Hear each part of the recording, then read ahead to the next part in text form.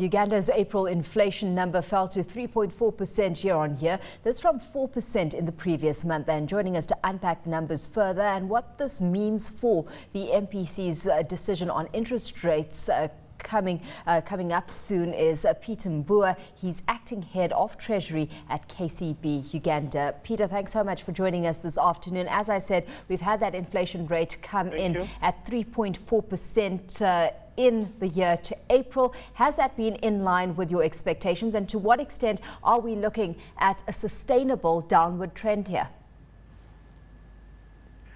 Okay, we noticed for April inflation actually edged down from where it was in March, but it's almost similar to where it was in February, where we were at again 3.4 for headline inflation and core inflation of 5.6 then. It edged up in March, but we've seen a fall this month, which is within the band that the central bank wants it to be. Central bank medium-term band is around 5%, which is well within that.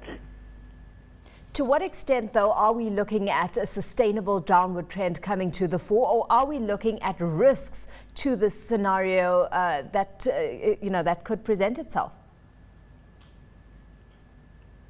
I think around these levels, you find a lot of the causes of the increase in inflation have been slightly fought by a central bank, other than their natural causes, of course. In March, we had issues to do with food prices, which brought an increment. However, right now, food prices have gone down, which has helped in reducing it further down. And we believe it's going to stay, looking at the outlook in the year, we believe it will stay around this area. We don't expect a very big drop further down.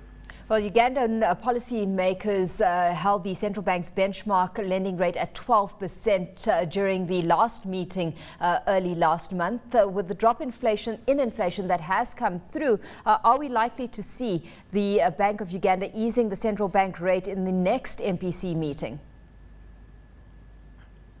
Okay, based on market movement today, there is a sentiment within the market that we might see a slight drop, because we've been around 12% for the last 4 months. So there is a sentiment in the market that we might see some further easing down, let's say by 25 basis points or 50 basis points. But I still believe that given that we were at these levels slightly, almost at these levels in February, and again there was no further movement, it's also likely that we could stay at the same level of 12% for now. What impact, if that does come through, do you foresee this having on flows, especially from foreign investors into the debt market, Peter? Of course, further easing would reduce the flows, because you'll find that the yields will not be as attractive as they are now. However, with the same levels now, we find there is still some appetite for Ugandan debt, which I believe also the central bank is keen to see continuing.